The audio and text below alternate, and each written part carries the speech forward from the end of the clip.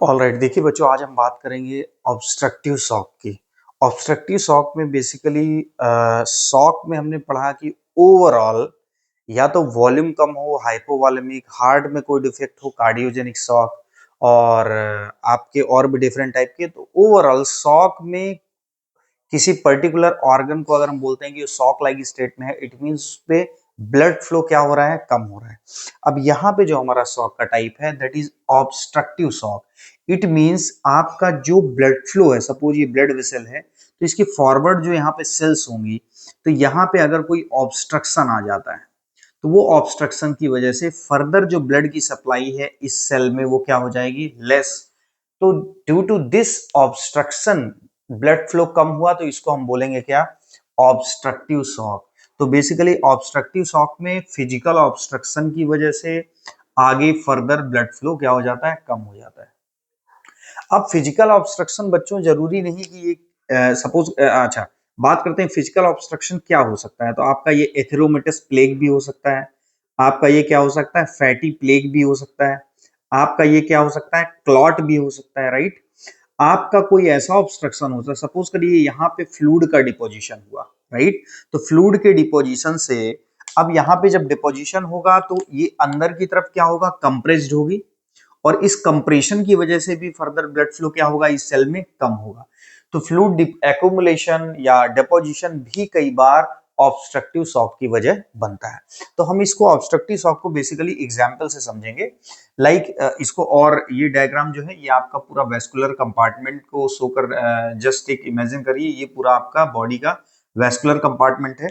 अगर यहाँ पे कोई ऑब्स्ट्रक्शन हो जाता है, दैट में भी जो बात हमने सेम यहाँ पे की, तो फर्दर इसके आगे ब्लड फ्लो कम होगा। तो ये जो सेल्स हैं ये आपकी क्या है, ऑर्गन की सेल्स हैं, इस पे क्या होगा, ब्लड फ्लो प्रेशर ग्रेडियंट यहाँ डेवलप नहीं होगा। जब यहाँ पे आगे ब्लड फ्लो कम हुआ गया हो गया, तो ओवरऑल यहाँ का ब्लड प्रेशर भी क्या हो गया, आर्टेरियल वॉल पे प्रेशर कम हो गया, प्रेशर ग्रेडियंट कम हो गया।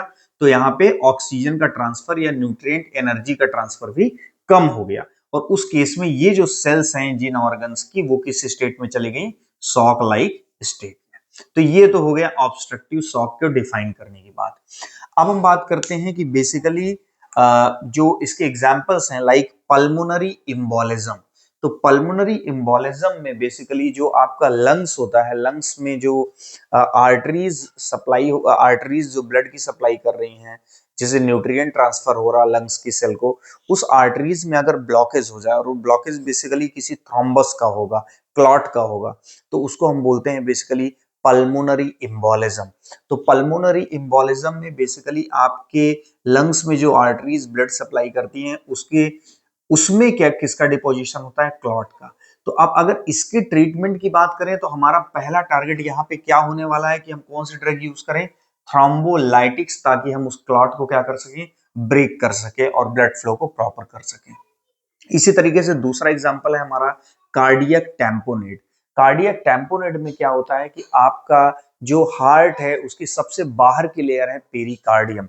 तो पेरिकार्डियम के जस्ट अंदर फ्लूइड का डिपोजिशन हो जाता है, और जब ये फ्लूइड का डिपोजिशन होगा, मीन सपोज करिए ये आपका हार्ट है, अगर इसके चारों तरफ फ्लूइड का डिपोजिशन होगा तो ये क्या होगा, इससे कंप्रेस होगा। और जब इससे कंप्रेस होगा तो इसकी जो प्रॉपर फंक्शनिंग है, कॉन्ट्रैक्शन और रिलैक्सेशन, वो प्रॉपर नहीं हो पाएगी, जिसकी वजह से कार्डियक आउटपुट सडन फॉल हो जाएगा, ब्लड प्रेशर फॉल हो जाएगा, प्रेशर ग्रेडियंट कम हो जाएगा, और परफ्यूजन बेसिकली कम हो जाएगा।